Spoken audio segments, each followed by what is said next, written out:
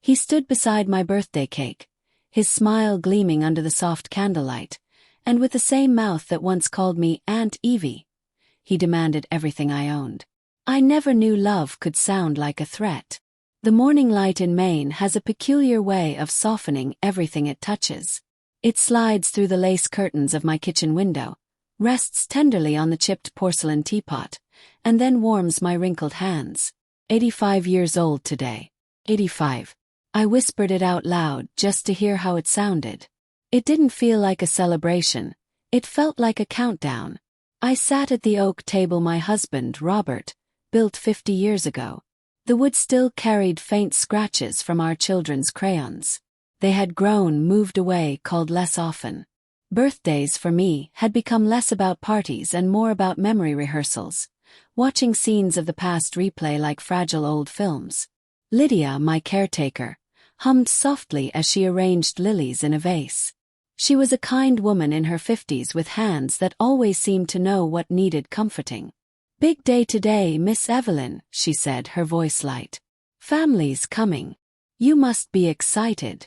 I smiled faintly, tracing the rim of my teacup. Excited? Maybe a little. Though I can't tell if it's the good kind or the anxious kind. "You deserve to be celebrated," Lydia said firmly, setting the vase down. I nodded, but the words didn't land. My mind was already at the door, waiting for a knock I wasn't sure I wanted to hear. Miles away, Caleb Weston adjusted his tie in the rearview mirror.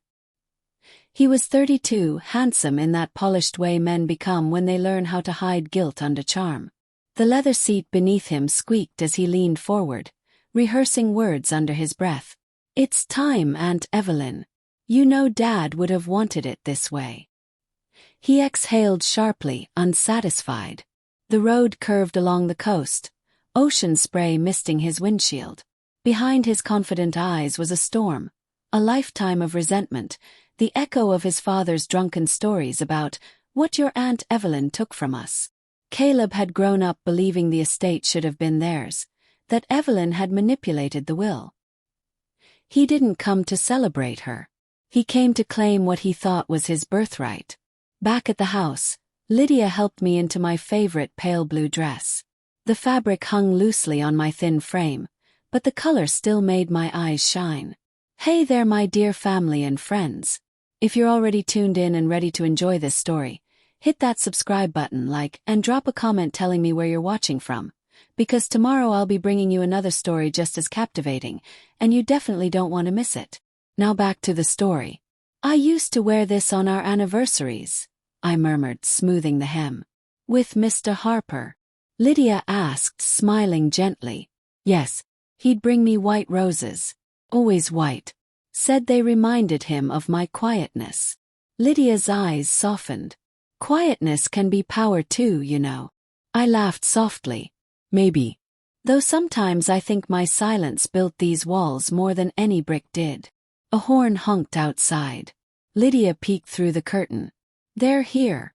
My heart thudded once, then twice, heavy as the clock's pendulum in the hallway. The front door opened, and a gust of ocean air rushed in along with voices. Caleb entered first, tall, well-dressed, a shadow of his late father's arrogance in his posture. He smiled, flashing teeth too white to be honest. "Aunt Evie," he exclaimed, wrapping his arms around me. The hug was warm, but his cologne stung my nose, sharp and artificial. "Oh, Caleb," I said softly. "You look more and more like your father every year." He stepped back, eyes glinting. "Let's hope I have better luck than he did." The words hung there, light but weighted. Lydia sensed the tension and excused herself to the kitchen. Caleb scanned the living room. His gaze lingered on the portraits, the mahogany furniture, the silver-framed photo of Robert and me on our wedding day. "You've kept everything the same," he said, circling the room slowly. "Some things don't need changing," I replied. "Or maybe they just haven't been updated," he countered. I looked at him, then really looked. Beneath the smugness, I saw exhaustion, the kind that doesn't come from work but from wanting too much for too long. "Tea," he offered. "Whiskey," he said with a half-smile. "But tea will do." We sat across from each other. The sound of waves echoed faintly through the window. For a few minutes there was peace. Awkward, brittle peace.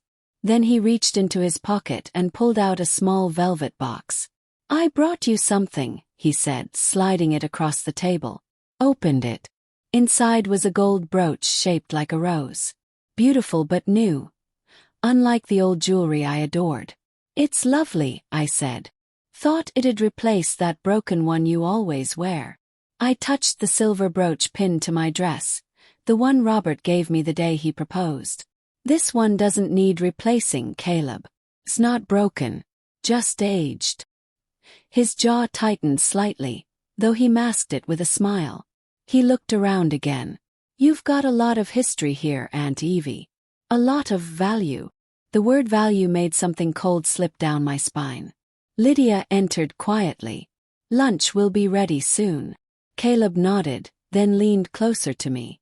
"You ever think about what'll happen to all this when you're gone?" The teacup in my hand clinked against the saucer. I forced a smile. "That's a question for another day, dear." But his eyes didn't leave mine. "Sometimes you have to face things sooner than later." And in that moment I felt the faintest premonition, like the ocean outside holding its breath before a storm. That evening, after he went upstairs to make a call, I stood by the window watching the sunset bleed across the horizon. Lydia came beside me. "You okay?" she asked softly. "Yes," I said, though my voice betrayed me. "Just remembering." "Birthdays can do that," she replied. I smiled faintly. It's funny how a day meant to celebrate life can remind you how fragile it is. The house creaked as the wind picked up. Somewhere upstairs, Caleb's laughter echoed faintly through the walls. And I whispered, mostly to myself, "This house has survived storms before. It will survive this one too." If someone you love began seeing your life's memories as property, not stories, how would you respond? Would you protect your past, or let it go to keep the peace? The dining room was glowing with candlelight when Lydia carried in the cake. 85 tiny flames flickered, reflecting in the polished silverware and in the faces around the table. Caleb had insisted on gathering a few relatives, 2 cousins, a neighbor, and Lydia, who had become more family than most of them. "Make a wish, Aunt Evie," Caleb said cheerfully, raising his glass of wine. 85 and still standing strong. I smiled, but my lips trembled. The candles blurred slightly before my eyes. My wish was simple: peace. Just a quiet year, no arguments, no loneliness. I closed my eyes, blew gently, and the room erupted in polite claps. For a fleeting second everything felt right. But peace is fragile, and mine was about to shatter. Dinner began with soft conversation. Lydia served roasted salmon and potatoes. Someone complimented the sea view. Caleb, ever the performer, made jokes about how he couldn't cook to save his life. Everyone laughed except me. Something in his eyes, restless, glittering, made my stomach tighten. When the plates were cleared, Caleb stood, swirling his wine glass. "Well," he began, his tone shifting from jovial to deliberate, "since we're all here to celebrate Aunt Evelyn, I think it's time we talk about something important." The air stilled. Lydia froze halfway between the kitchen and the table. Caleb smiled, but it didn't reach his eyes. "Aunt Evie, you've built an incredible life here. This house, the land, the investments, all of it. But with all due respect, you're not getting any younger." My fork stopped midair. He continued, "I just think it's time you start planning. You've always said family matters most, right? So it only makes sense that what's yours should stay in the family." He said family, the way a lawyer says possession. I swallowed hard. "It will, Caleb. I've made arrangements." He chuckled. "Oh, I know.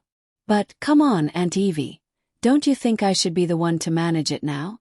I mean, before it's too late." His words sliced the air clean open. The others stared down at their plates. Lydia's hand twitched slightly. I forced a smile. "Before it's too late." Caleb leaned forward, elbows on the table. "You've done your part. You've lived your life. You've got no children left nearby, and, Well, you know how things can go downhill fast at your age. I can take care of everything. The property, the accounts, even the heirlooms. You can relax, travel, whatever you want. The word take echoed. Not help. Not share. I set down my fork. My hands were trembling now. Not from age, but from something colder. Caleb, I said softly. What exactly are you asking me? He straightened. I'm asking you to sign the transfer papers. The house, the investments, the inheritance. Everything. A sound escaped me. Not quite a gasp, not quite a cry. Just disbelief given shape. Everything. I whispered. Yes, he said, as if it were the most reasonable request in the world. You've had your time. It's only fair I get mine. The candles flickered as though the house itself inhaled sharply. For a long, unbearable moment no one spoke. Even the ocean outside seemed to pause. Lydia stepped forward. Caleb, she said carefully. This isn't. Stay out of this, he snapped, his smile vanishing. This is family business. My chest tightened. Don't you ever speak to her like that. He blinked, surprised by the edge in my voice. I'm sorry, he said quickly. I didn't mean, look, Aunt Evie, I just want to protect what's ours. You can't take it with you when you're gone. I stared at him, my heart aching with a pain that was older than his words. I had loved this boy once. Held him as a child when his father raged. Wiped his tears when no one else did. And now, on my birthday, he was taking the only thing I had left, my dignity, and calling it love. You know, I said quietly, when your uncle died, I thought I'd never feel this kind of heartbreak again. I thought time would protect me from it. But I see now. It only teaches you to expect it. Aunt Evie. No, I interrupted, my voice firmer. You came here not to celebrate me, but to collect me. Like some prize your father didn't win. His face hardened. You don't understand. Dad deserved this. You took everything from him. Your father took from himself, I said, eyes narrowing. He drank away his chances. He blamed everyone else because it was easier than facing his own failures. You've inherited more from him than I realized. The words stung even me as they left my mouth. Caleb's jaw clenched. You think I'm like him? I didn't answer. Silence was louder than truth. He slammed his glass down, red wine spilling across the white tablecloth like a wound. Fine, he snapped. If you won't do what's right, I'll find another way. He stormed out, the echo of his footsteps fading down the hall. The others excused themselves awkwardly, murmuring goodbyes. Within minutes, the house that had felt full now felt hollow again. Only Lydia remained, quietly blotting the spilled wine. I sat there, staring at the empty chair across from me. The wax from the candles dripped slowly, one tear at a time. Are you all right? Lydia asked softly. I shook my head, unable to speak. My throat burned. He didn't mean it, she whispered. People say things they don't mean when they're desperate. I turned to her, my voice low. Desperation doesn't excuse cruelty, Lydia. It just reveals it. When the last candle died, I sat alone in the dark, listening to the waves pound against the shore. The rhythm reminded me of my heartbeat, tired but stubbornly alive. Somewhere deep inside something shifted. It wasn't anger exactly. It was the faint spark of resolve, the kind that only surfaces when everything else has been stripped away. For the first time in years, I wasn't afraid of being alone. I was afraid of becoming silent again. What would you do if the person you loved most tried to take everything from you? Not out of need but out of greed. Would you forgive them or finally draw a line? The next morning dawned gray and heavy, as if the sea itself had carried its sorrow ashore. The waves slammed harder against the rocks, echoing what I felt inside. I stood by the kitchen window, hands wrapped around a cup of tea that had long gone cold.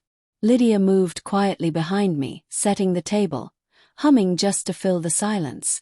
Did you sleep at all? She asked. Not really, I said. The wind kept me up.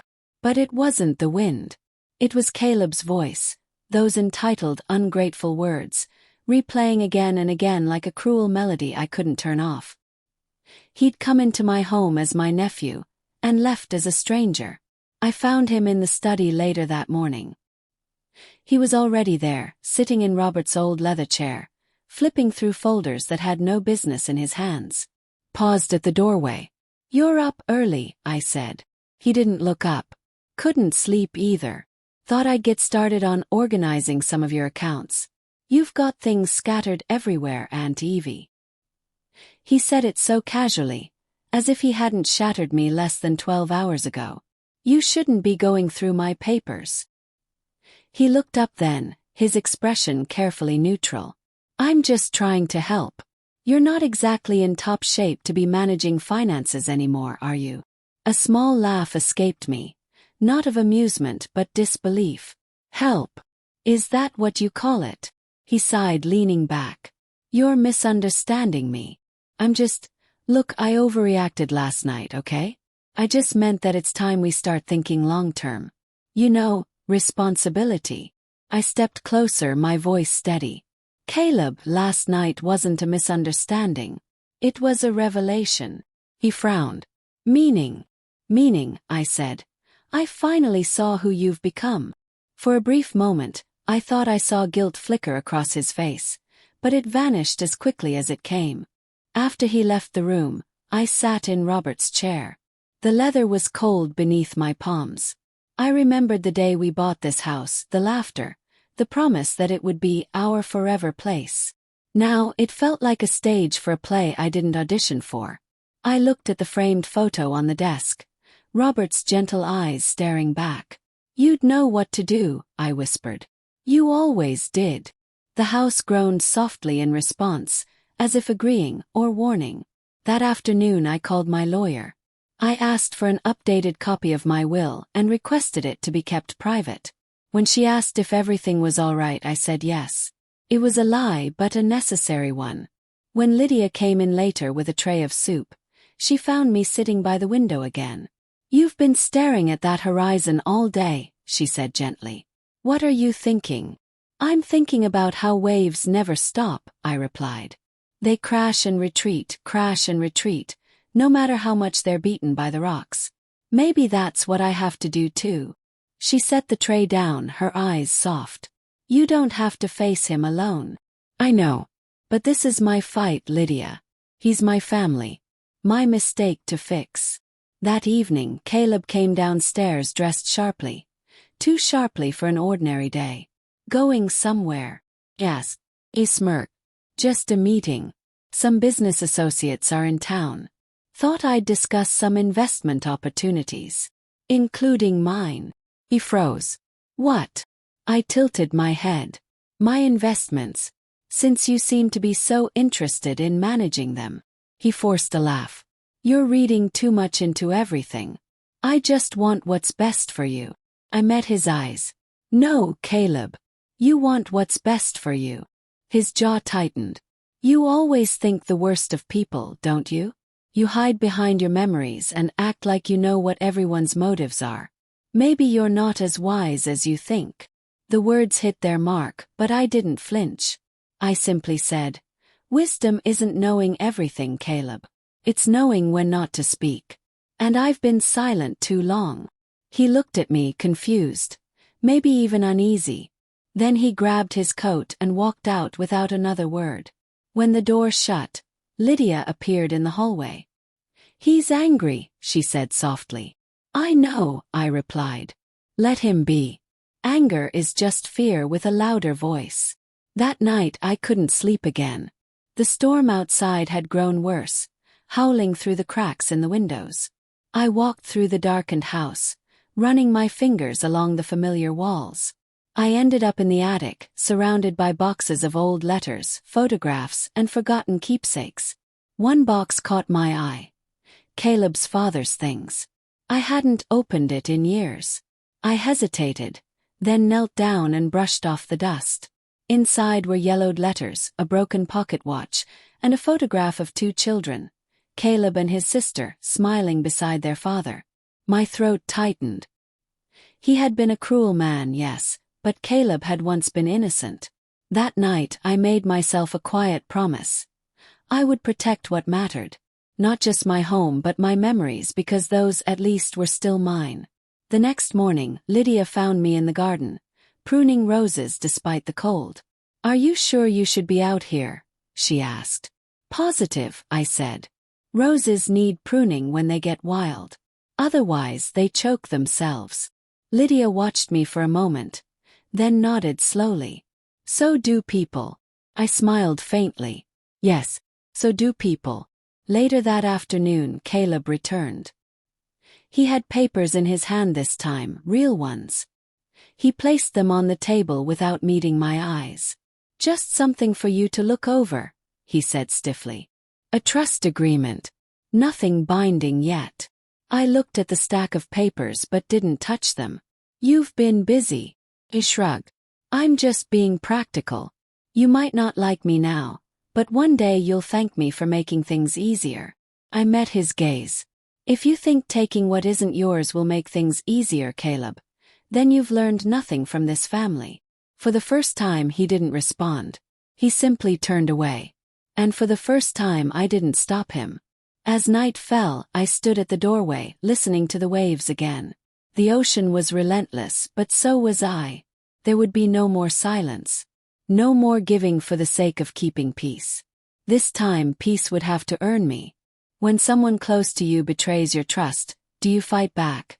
Or step away to protect your peace? Which one takes more strength? By late afternoon, the sky had turned the color of bruised steel. The wind off the Atlantic howled like something ancient and angry.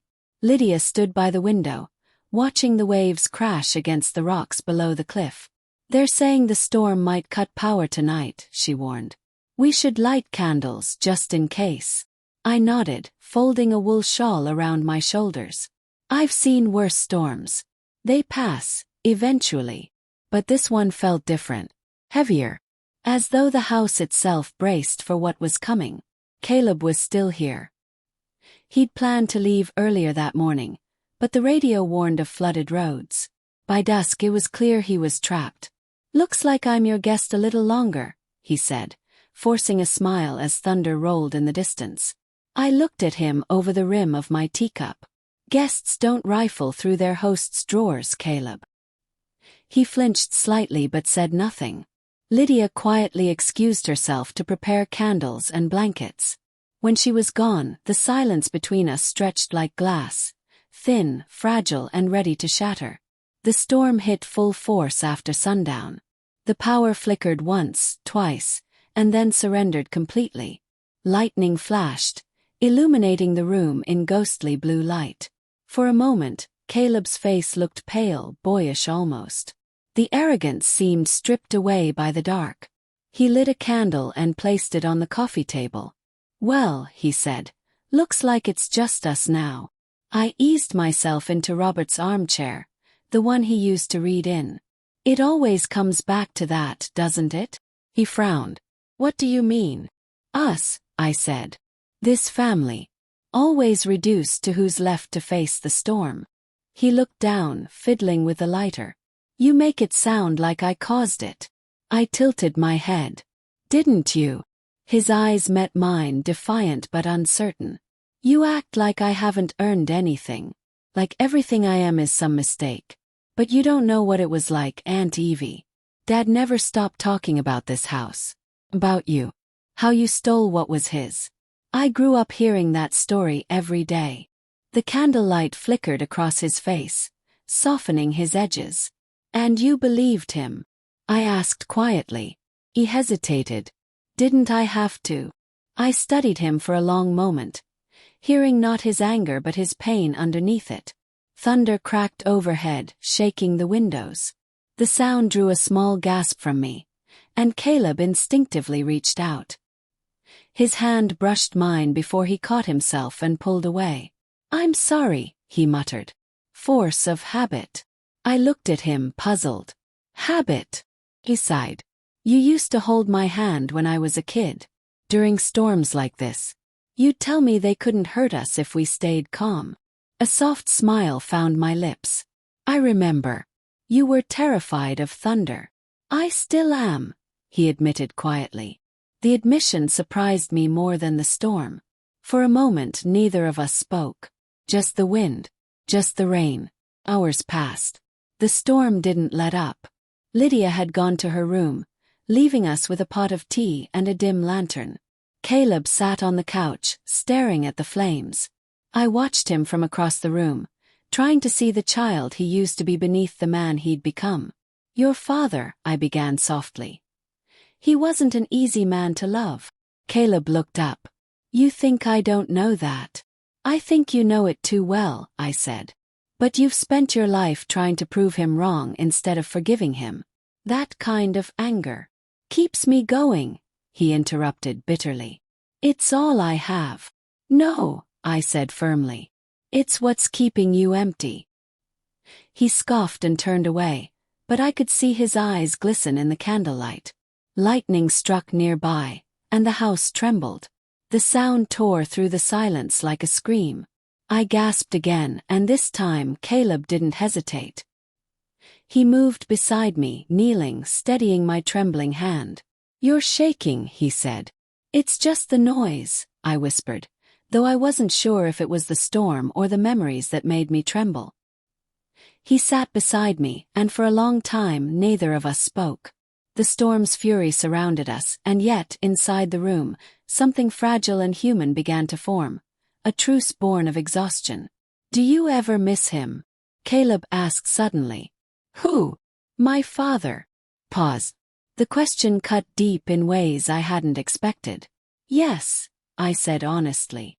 Not the man he was, but the boy I remember. Before the anger. Before the drinking. He used to play piano, did you know that? Caleb blinked. No. He never told me that. He was gifted, I said wistfully. He'd sit in this very room and play for hours. I think part of him wanted to be good. He just didn't know how to stay that way. Caleb stared into the candle flame. His voice barely a whisper. Maybe I don't either. I reached for his hand this time. He didn't pull away. Hours later, when the storm finally began to fade, the two of us sat in near silence. The candles had burned low, the room dim and warm. You know, I said softly, this house has seen more storms than I can count. But they always pass. They always leave something behind. Broken branches, scattered petals, but the foundation stays. He looked at me, something shifting in his eyes. You think we can survive this? I think we already are, I replied. He smiled faintly. His first genuine smile in years. You always were tougher than you looked. And you, I said, were always softer than you wanted anyone to see. The last of the thunder rolled away, distant now.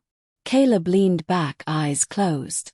I could almost see the boy he'd been, the one who used to chase seagulls by the shore and laugh until his father yelled him inside. When Lydia came down at dawn, she found us both asleep in the parlor, the candle still flickering between us. For the first time in years, I didn't wake up alone. Sometimes life traps us in a storm we didn't choose.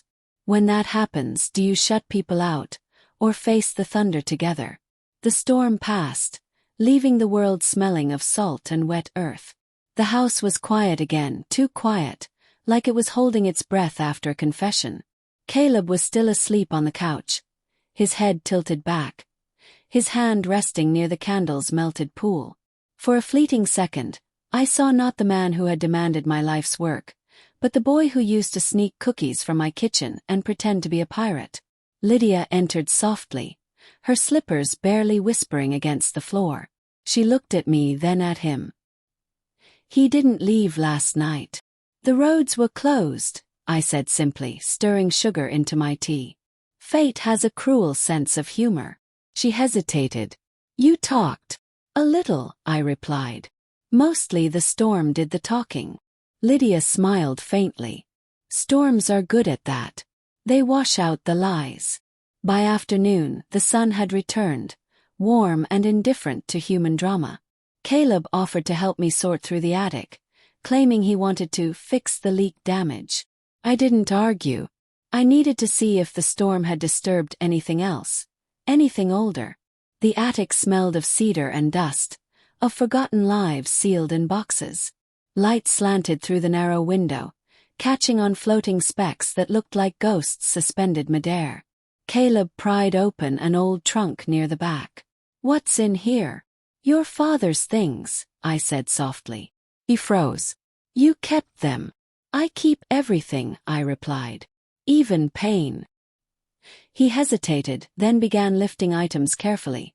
An old jacket, a cracked compass, a stack of letters tied with ribbon yellowed by time. "What's this?" he asked, holding up the letters. I took them gently, my hands trembling. The handwriting was unmistakable. Robert's, my late husband's.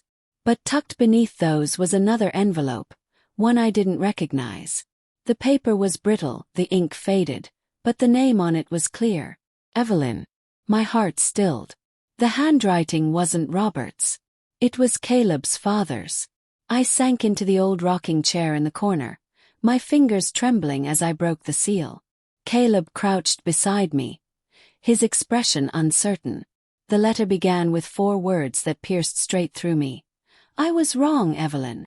My throat tightened as I read on, my voice trembling slightly aloud. "I spent half my life hating you for things you never did. Robert didn't steal from me. I destroyed myself. And now I've poisoned my son with the same bitterness that ruined me. If he grows up to hate you, know it's my fault. I wanted to fix this, but I don't think I'll get the chance. Forgive me if you can. Tell Caleb I loved him, even if I never knew how to show it." The words blurred as tears welled in my eyes. I looked up at Caleb. He had gone pale, his mouth slightly open. He wrote that." His voice cracked on the last word. I nodded, handing him the letter. "He did. Before he died." Caleb's hands shook as he read. Then his expression shifted, anger, confusion, grief, all colliding like waves. "He lied to me," he whispered. "All those years, he told me you betrayed him, that you stole everything that should have been his." I said nothing. There was nothing to say that wouldn't break him further. He stood abruptly, pacing. "Do you have any idea what that did to me?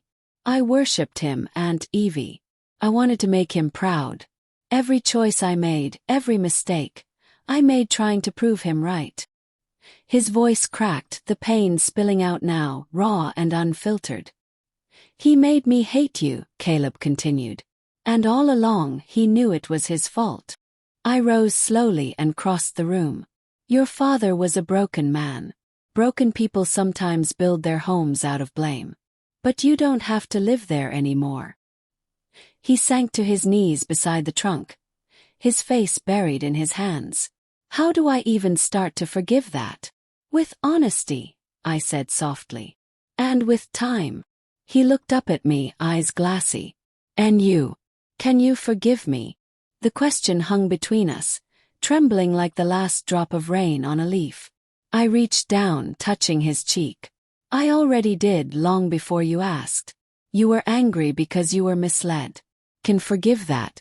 What I won't forgive is you becoming like him. Don't let that happen, Caleb." He nodded slowly, tears breaking free now, streaking down his face. "I'm sorry," he whispered. "For everything I said. For everything I wanted to take." I smiled faintly. "You can't take what isn't yours, Caleb. You can only be given it. Love, trust, those are gifts, not prizes." He closed his eyes, and for the first time I saw him surrender. Not to me, but to the truth. We spent the next few hours quietly going through the rest of the boxes. Every photo, every letter told fragments of the story I'd buried under years of polite distance. At one point, Caleb found a picture of him as a toddler, sitting on my lap. "I don't even remember this," he said softly. "I do," I replied. "You were terrified of the camera flash. I had to sing to you to stop crying." He smiled weakly. "What did you sing?" "You are my sunshine. Your father hated it." We both laughed. Fragile, genuine laughter. The kind that comes after years of silence. By sunset, the attic looked lighter, as if the ghosts had finally moved on. Caleb folded the letter carefully and handed it back to me. "You should keep it," I said. He shook his head. "No, you keep it. It's part of your story. I need to start mine." That small act, his refusal to hold on to the poison, felt like redemption in its purest form. That night, as I sat by the window, I looked out at the calm sea. Lydia brought me tea and stood beside me quietly.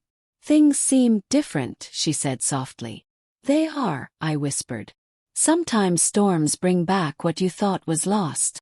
I looked over my shoulder toward Caleb, asleep again on the couch downstairs, the letter on the table beside him. His breathing was even, peaceful. For the first time in years, the house didn't feel haunted. Felt healed. If you discovered that someone you loved had lied to you for years, could you forgive them? Or would you carry that pain forward, letting it shape who you become? The next morning, sunlight poured through the kitchen windows, spilling gold across the table where Caleb sat with a mug of coffee. He looked different somehow, lighter, like a man who had finally stopped fighting ghosts. "Morning," I said softly, entering the room with a shawl draped over my shoulders. He smiled faintly. "Morning, Aunt Evie. You sleep at all?" "Barely," I said, pouring myself tea. "But that's nothing new. Old bones like mine don't rest easy after emotional earthquakes." He chuckled, a warm, genuine sound that seemed to startle even him. "You've got away with words." Shrugged. 85 years will do that to a person. For a moment, we simply sat together, listening to the rhythmic ticking of the clock. It was peaceful, strangely so. After everything that had been said, after all the pain, the silence now felt like a balm instead of a burden. Later that morning, Lydia joined us. She moved about the kitchen, humming cheerfully as she fried eggs. "The house feels different today," she said. "Lighter. Like it's breathing again." Caleb smiled sheepishly. "Maybe it's me. I think I've been carrying around a thundercloud." Lydia glanced between us knowingly. "Well, looks like the storm's moved out to sea." Her words made me smile. I caught Caleb's gaze and for a fleeting second, saw the boy he'd once been. Open-hearted, curious, kind. The boy I'd lost to bitterness, but perhaps not forever. We spent the afternoon outside, mending the garden fence the storm had broken. The wind was gentle, the air crisp with the scent of salt and soil. Caleb handled the hammer. I held the nails. At one point, I teased him about his clumsy grip. "You're holding it wrong," I said. "You'll smash your thumb that way." He laughed. "You sure you're not the carpenter in the family?" "I've just had more practice fixing what's broken." That made him pause, the smile fading to something softer. "Guess I'm learning that part now." He meant more than the fence, and we both knew it. Afterward, we sat on the porch with lemonade and sandwiches Lydia had made. The sea stretched endlessly before us, its waves sparkling in the afternoon sun. Caleb leaned back, eyes half closed. "I used to hate this house," he admitted quietly. "Every time I saw it, I thought about what Dad said. How it should have been his, how you stole it. It made me angry just thinking about it.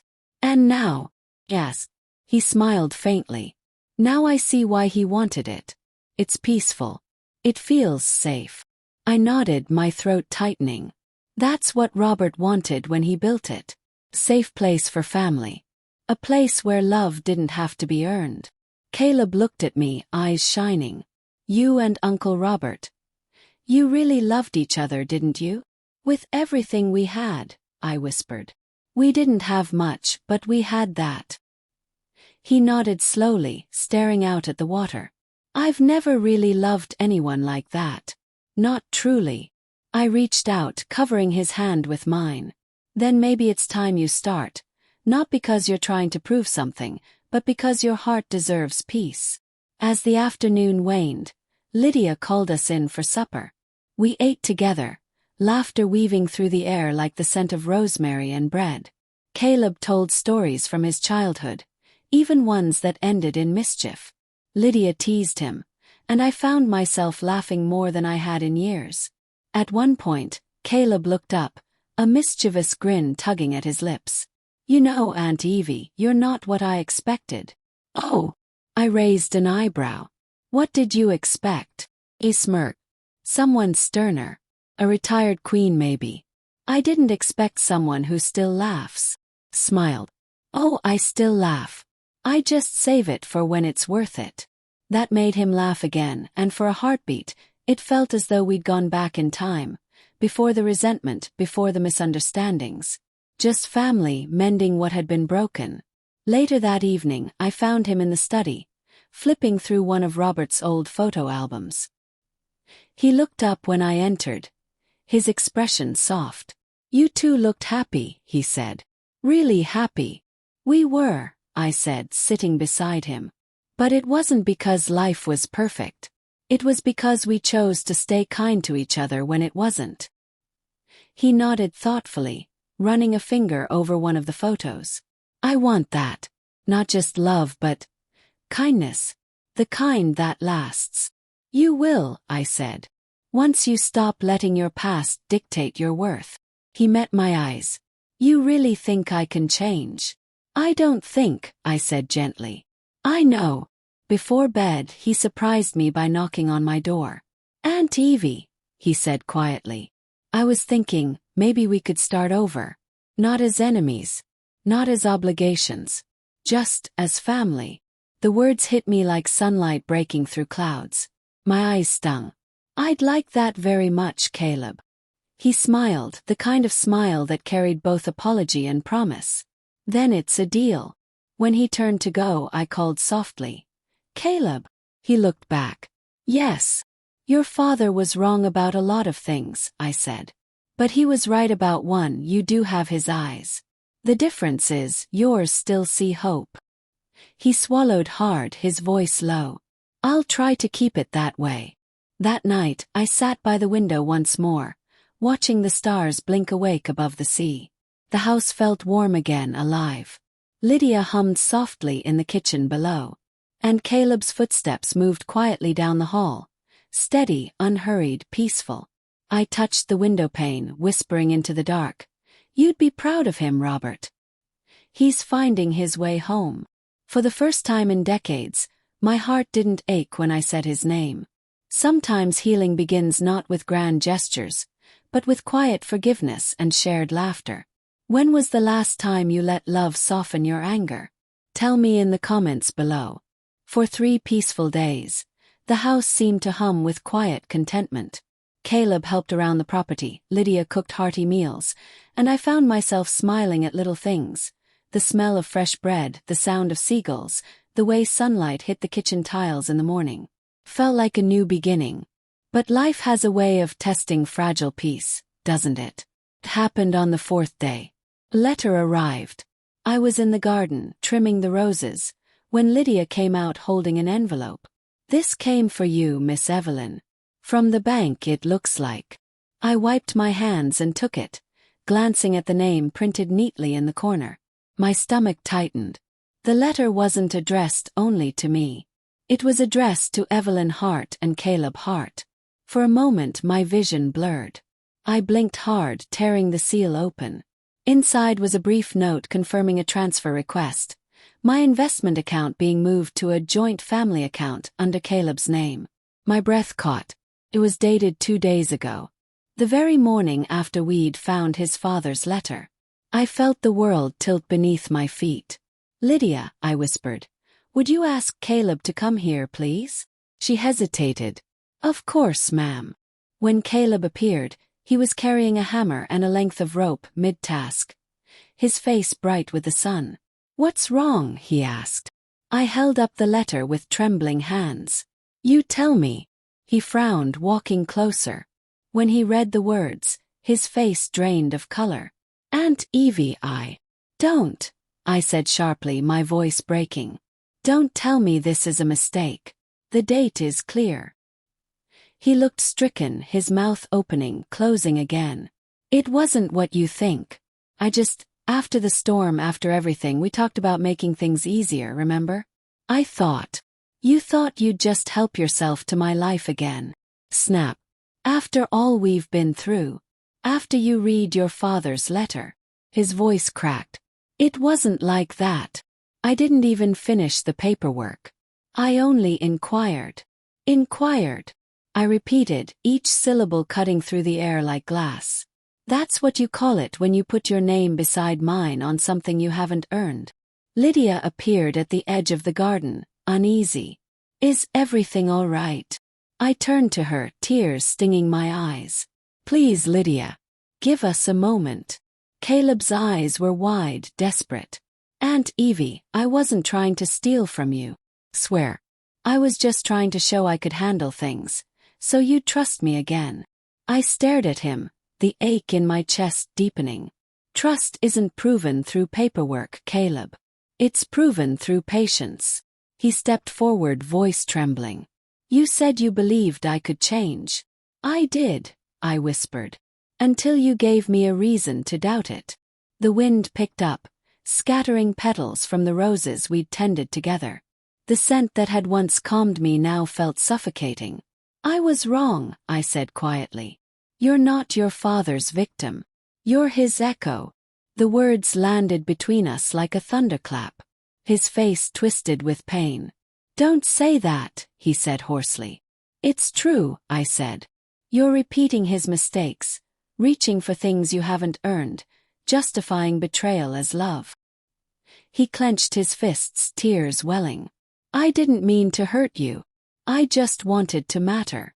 My own tears spilled freely now. You already did, Caleb. You just couldn't see it. He turned away then, his shoulders heaving. You'll never forgive me, he said bitterly. You'll always see me as the boy who broke things. I would have forgiven anything, I whispered, except you pretending to be someone you're not. He looked back at me, his expression hollow. Maybe I should just go. Maybe you should, I said, though the words nearly tore me apart.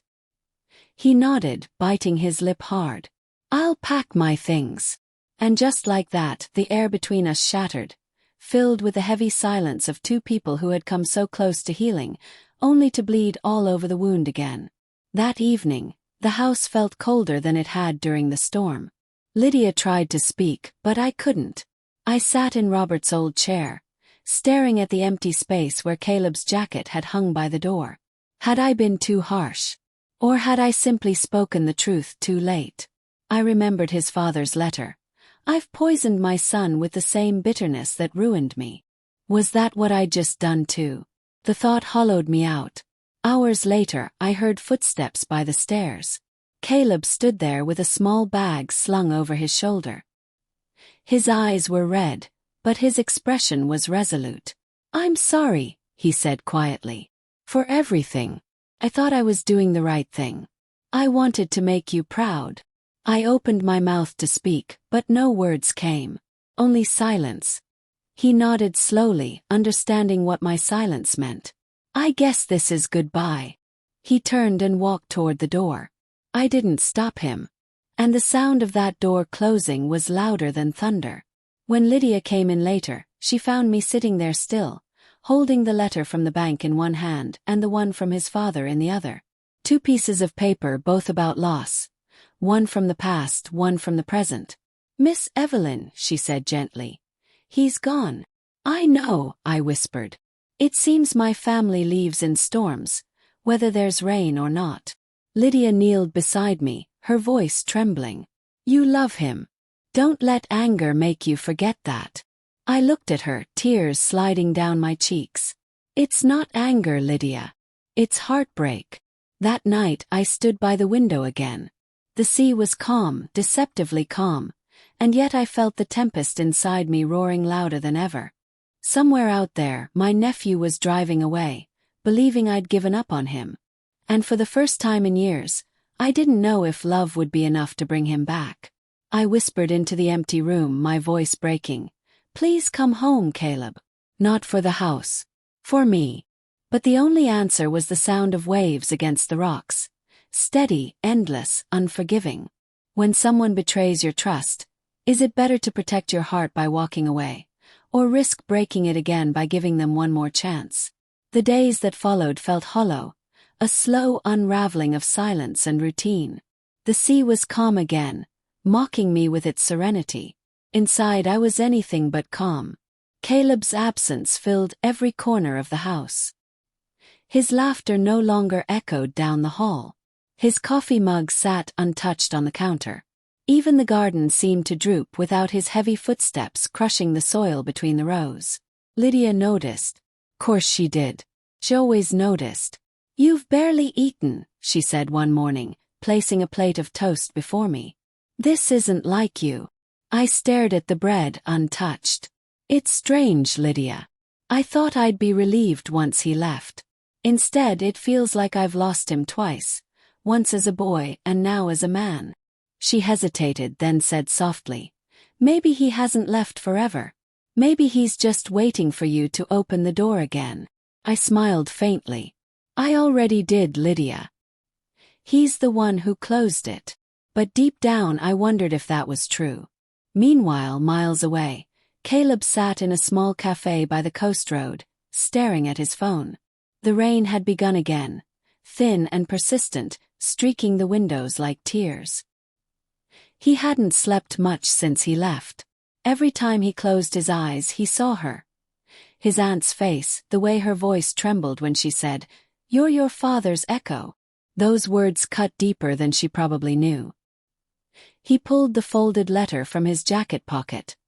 His father's confession. He'd read it so many times the edges had started to fray. "I was wrong, Evelyn." Caleb exhaled sharply. "So am I," he muttered to himself. The waitress approached. "Refill." He nodded absently. "Long night?" she asked kindly. "Long life," he said with a weak smile. She chuckled, poured the coffee, and moved on. He pulled out another envelope from his bag. The paperwork from the bank. He hadn't realized they'd processed it automatically, even without his final signature. A misunderstanding, yes, but one that had cost him everything that mattered. He rubbed a hand over his face. "You idiot," he whispered. "You just had to prove something, didn't you?" He opened his phone again, thumb hovering over Evelyn's number. But pride is a stubborn companion. He told himself she wouldn't answer anyway. And so he sat there, staring at the rain, letting the hours slip away. Back at the house, I wandered into the study, where Robert's photograph still stood on the desk. I sat down slowly, tracing the outline of his face in the glass. "I don't know what to do," I whispered. "He betrayed me, yes. But so did you once, remember?" I smiled sadly. "And I forgave you too." Outside, the rain began to fall harder, tapping against the window in soft, insistent rhythm. I sighed. "I don't want to die angry. Not at him. Not at anyone." It was then that I noticed the small box sitting on the lower shelf, the one Caleb had been rummaging through days before. Inside it was a folded note in Caleb's handwriting. My heart clenched as I opened it. "Aunt Evie, if you're reading this, I've probably made another mess of things. I just wanted to say thank you, for giving me a chance when I didn't deserve one, for showing me what family could feel like. I'll fix this somehow. You taught me storms don't last forever. Caleb." My vision blurred. I pressed the letter to my chest. "Oh, Caleb," I whispered. "You foolish, beautiful boy." That night I made my choice. I found his number, pressed call, and held my breath. The phone rang once, twice. Then went to voicemail. My throat tightened. "Caleb, it's me," I said softly. "I found your note. And I found the truth about the transfer. Lydia checked with the bank. It wasn't finalized, they moved too soon. You didn't betray me." Shaky breath escaped me. "I'm sorry for what I said. I know I hurt you. I thought I was protecting myself, but really I was protecting an old wound. You didn't deserve that." Paused, tears welling. "Come home, Caleb. Not for the inheritance, not for the house, for us. We still have time to be a family. Don't let pride steal that from us again." My voice broke on the last word. "Please." I ended the call, my heart hammering. The silence that followed was unbearable. Across town, Caleb's phone buzzed where it sat on the cafe table. He picked it up, expecting another meaningless notification. But when he saw her name, he froze. He pressed play. Her voice filled his ears. Fragile, trembling, filled with something he hadn't heard since he was a child. Love.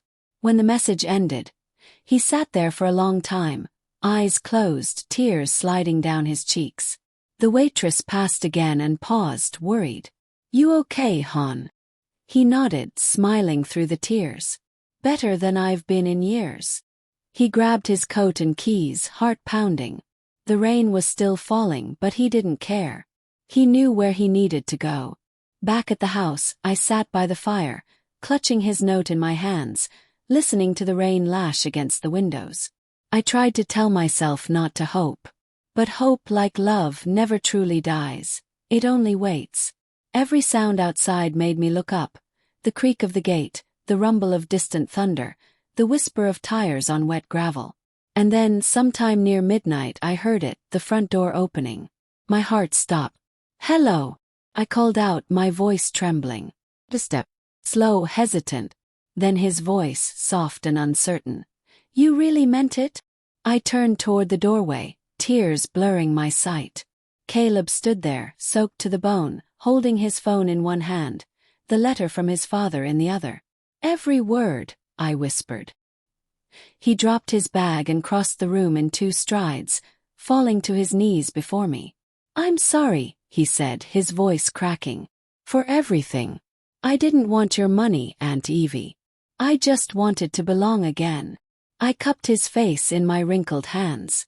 "You already do, my darling boy. You always did." And for the first time since Robert died, I felt something break open inside me, not in pain but in release. Morning came slowly, the rain finally giving way to light. The storm had passed, both outside and within. I woke before dawn, still in my chair, Caleb asleep on the sofa across from me. His head rested on his arm, his chest rising and falling in steady rhythm. The faint glow from the fire cast long shadows across his face, softening him, making him look young again, the boy I once knew. For a long time I simply watched him, a fragile peace settling over me. After years of pain, arguments, silence, and misunderstandings, there he was. Not the child I'd lost. Not the man who'd hurt me. But the person we had both become. Flawed, forgiven, and finally free. Lydia entered quietly, a cup of tea in each hand. She smiled when she saw him. "He came back," she whispered. I nodded, my throat tightening. "Yes, he came home." She set the cups down gently. "So did you." When Caleb stirred an hour later, the first words out of his mouth were, "I thought I dreamed it." I smiled softly. "You didn't. You really did come back." He sat up, rubbing his eyes. "I was so scared you wouldn't answer. I was scared you wouldn't knock." We both laughed a little then, the kind of laugh that comes from relief, not humor. He reached into his pocket and handed me a small envelope. "I stopped by the bank before coming here. The joint account. It's been cancelled. Permanently. I wanted you to see it for yourself." I took the paper with trembling hands, glancing at the official seal. The weight that had hung over us for days began to lift. "You didn't have to," I said quietly. "Yes, I did," he replied. "Because I want your trust more than your inheritance." My eyes filled with tears. "You have both, Caleb. You always have." Later that morning we sat together on the porch, watching sunlight spill over the ocean. The air smelled of salt and roses, and for the first time in years, I felt like the world was beginning again. He was quiet for a long while before finally saying, "I used to think love meant never being wrong. But you showed me it's about learning how to come back." Smiled. "And forgiveness isn't about forgetting, Caleb. It's about remembering without bitterness." He nodded slowly. "I think I get that now." We sat in silence, the waves rolling gently against the shore. Then he asked softly, "Can I stay a while?" I turned to him, my heart swelling. "Stay as long as you like. This house has enough room for both our ghosts." He laughed through the tears that had begun to fall. I missed your jokes. I missed your noise, I said. This house got too quiet. The days that followed were different. Lighter. Caleb repaired the garden fence, repainted the shutters, and even convinced me to take short walks along the cliff again. Lydia teased us both constantly, saying it was like living with mother and son. And maybe she was right. In those walks, we didn't talk much about the past. Some things didn't need words anymore. Instead, we talked about small things, the gulls, the tides, how the roses were blooming again. The silence between us had changed. It was no longer cold or distant. It was warm, peaceful, alive. One evening, as we stood watching the sunset, Caleb turned to me and said, "Do you ever wish things had been different?" I thought about that for a long time. "No," I finally said. "If things had been different, we might never have learned how to forgive each other. And forgiveness, my dear, is what makes life beautiful." He smiled faintly. "You sound like Grandma used to." "Good," I said with a grin. She was a wise woman. Weeks later, we decided to do something we hadn't done in years. Celebrate. Lydia insisted on it. It wasn't a grand event, just the three of us and a cake, but when Caleb lit the candles, 85 tiny flames dancing in a circle, something inside me softened completely. He looked at me across the table and said, "Before you blow them out, Aunt Evie, I just want to say thank you. For not giving up on me. For letting me start over." I reached for his hand. "We both started over, Caleb. You just gave me a reason to." The candles flickered between us, little stars of hope reflected in our eyes. I took a deep breath and blew them out. Afterward, as Lydia cleared the dishes and the fire crackled in the hearth, Caleb brought something from his bag, a small wooden frame. Inside was a photo of us from that morning on the porch. Beneath it, he'd written in neat, careful handwriting, "Home isn't where you were born. It's where you're forgiven." My breath caught. I touched the frame gently. "You wrote that?" He smiled shyly. "It just came to me." "Well," I said, voice thick with emotion, "it's perfect." Later that night, I stood by the window once more, watching the moonlight scatter across the sea. The tide whispered against the rocks, gentle and constant, like forgiveness itself. Caleb joined me quietly, his hand slipping into mine. "I used to think storms ruined things," he said softly. "But now I see. Sometimes they just wash away what isn't meant to stay." I squeezed his hand. "Exactly. Storms don't end us, Caleb. They reveal us." He looked at me then, his eyes glistening in the dim light. "You saved me, Aunt Evie." I smiled through tears. "No, my dear. You saved yourself. I just left the door open." When he went upstairs that night, I sat alone for a while, thinking back to that day. My 85th birthday, when he stood by the cake and demanded everything I owned. How ironic that what he ended up taking was everything that mattered. My loneliness, my anger, my grief. He took them with him and left me with peace. I looked toward the hallway where his laughter now echoed faintly. Maybe family isn't about blood, I thought. Maybe it's about coming back when it would be easier to walk away. And as I closed my eyes, I whispered one last prayer of gratitude. For second chances, for love reborn, and for the strange, miraculous ways forgiveness finds us. Thank you for staying with us until the very end of this video, and I'm confident you enjoyed it. We've got plenty more exciting and heartwarming stories waiting for you. Just click on the image on your screen to watch the next one.